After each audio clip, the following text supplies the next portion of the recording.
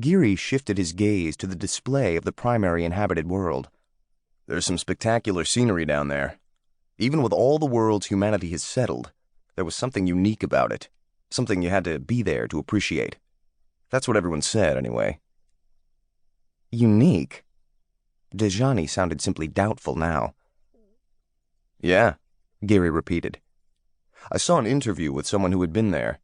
He said there was something awesome about it, like your ancestors came to stand beside you while you looked around. Maybe something happened to it, though, since Baldur didn't get a hypernet gate."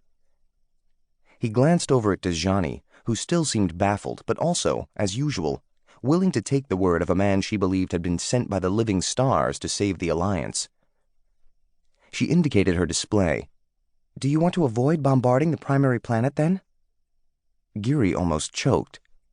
After a century of trading atrocities with the Syndics, even Alliance officers could be remarkably cold-blooded.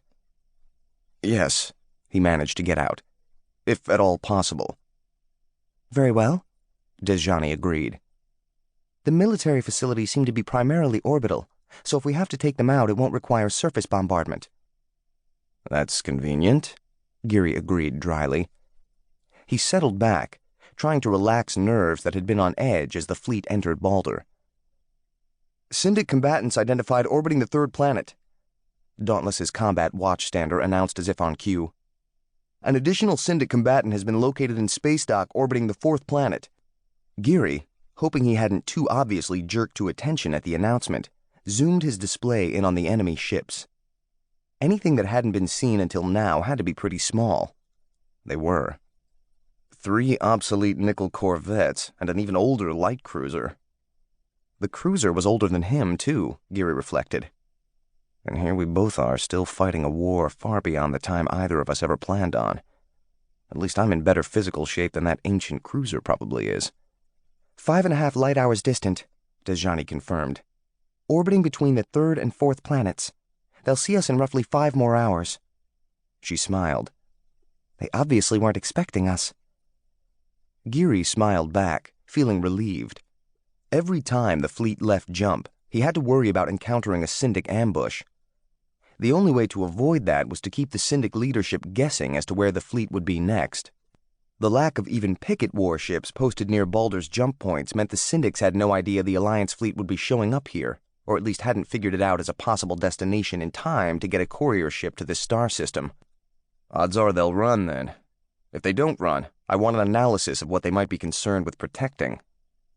Yes, sir, Dejani acknowledged, gesturing to one of her watchstanders. Is there something else, sir? What? Geary realized he was staring tensely at the display and deliberately relaxed his breathing again. No. But Dejani had figured out his worry. The fleet seems to be holding formation. Yes, seems to be. If any of the outermost combatants took it into their minds to charge toward the Syndic warships, Dauntless wouldn't see it for almost half a minute, but everyone appeared to be holding formation. Maybe what I'm trying to show the officers in this fleet about discipline in battle is really getting through to everyone. That was a cheerful thought. Rion promptly threw a bucket of reality over him.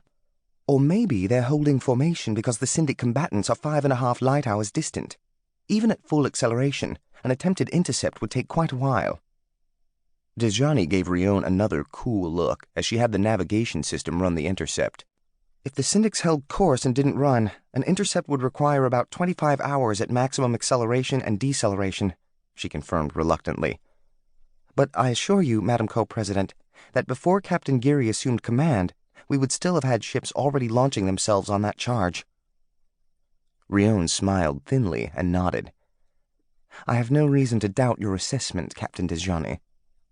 Thank you, Madam Co-President. No, thank you, Captain.